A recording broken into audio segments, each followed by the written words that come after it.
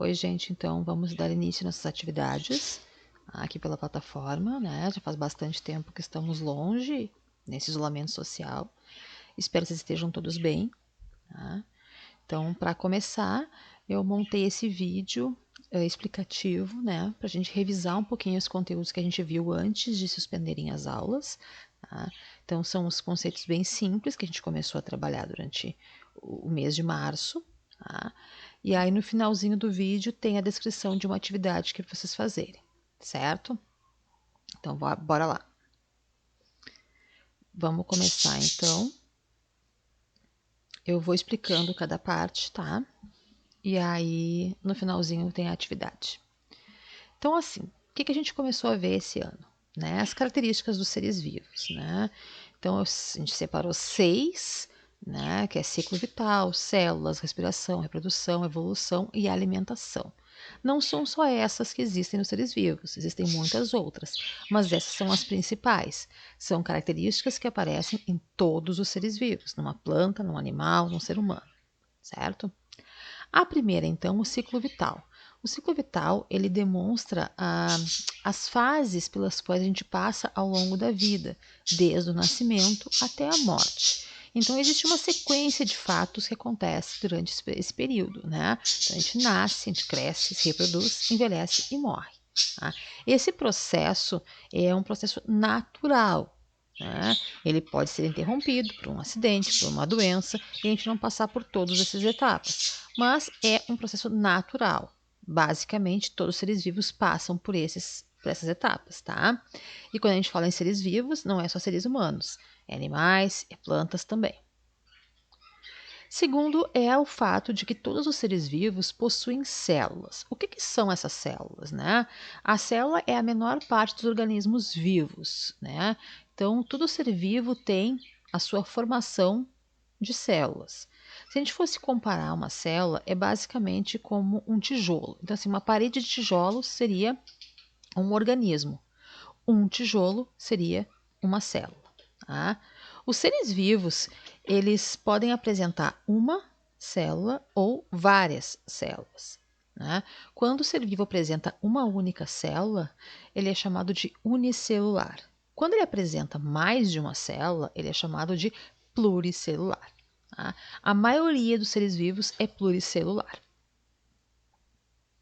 Outra distinção que se faz é serem células procariontes ou células eucariontes. Qual é a diferença, então? As células procariontes, elas têm o material genético solto dentro delas. São células bem simples, não possuem núcleo. Tá? É o caso das bactérias. São células bem simplesinhas que o material genético, que é o DNA, que a gente vai estudar um pouquinho mais para frente, né? Esse DNA está solto dentro da célula. Tá? Diferente da célula eucarionte, em que esse material está dentro do núcleo da célula, fechadinho, guardadinho, protegido. Tá? A maior parte dos seres vivos tem células eucariontes, que são células mais complexas, certo? Outra característica que a gente trabalhou foi a respiração, né? Todo ser vivo, ele respira, só que existem 2 tipos diferentes de respiração. A respiração que usa o gás oxigênio, tá? A respiração que usa o gás oxigênio, ela tem a função de transformar os alimentos em energia. Então, quando os alimentos entram no nosso organismo, nas nossas células, elas se combinam com o oxigênio. Então, é nutrientes mais o oxigênio, acontece uma reação química dentro da célula e essa reação química vira energia, energia que a gente gasta estudando, trabalhando, caminhando, fazendo esportes, certo? Esse tipo de respiração que usa o oxigênio é chamada de respiração aeróbia. Quando a respiração não usa oxigênio, ela se chama anaeróbia. E se ela não usa oxigênio, ela precisa usar outros gases, como o nitrogênio. Então, tem algumas bactérias que sobrevivem em locais sem oxigênio. Por quê? Porque elas não precisam dele para respirar. Elas respiram outro gás, que é o nitrogênio. Bom, gente, então assim, basicamente, foi uma revisãozinha então dos conteúdos que a gente trabalhou. Tá?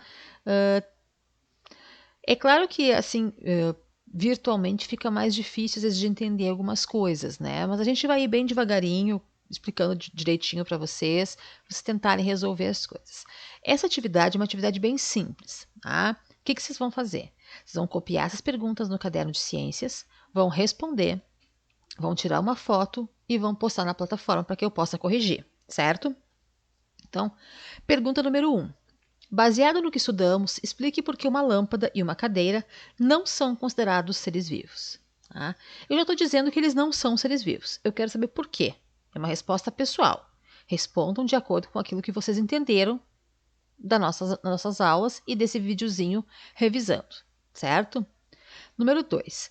Uma árvore, um cachorro, um mosquito e uma borboleta. O que estes exemplos têm em comum? Explique. Então, vocês vão olhar esses 4 seres, árvore, cachorro, mosquito, borboleta, e vão me dizer que características esses seres têm em comum. O que aparece em todos eles? E vão explicar o porquê. Tá? Número 3. Que outras características você pode dizer que aparecem em todos os seres vivos? Então, ali no início do videozinho, eu citei 6 características que aparecem nos seres vivos. Eu quero saber quais são as outras características. Que outras coisas vocês acham que aparecem em todos os seres vivos? Tá? E a número 4, o que significa dizer que uma célula é eucarionte? Então, é explicar o que é uma célula eucarionte, certo? Então, copia no caderno, responde, coloca a foto, que assim que eu corrigir, eu dou retorno para vocês, certo? Então, até a próxima.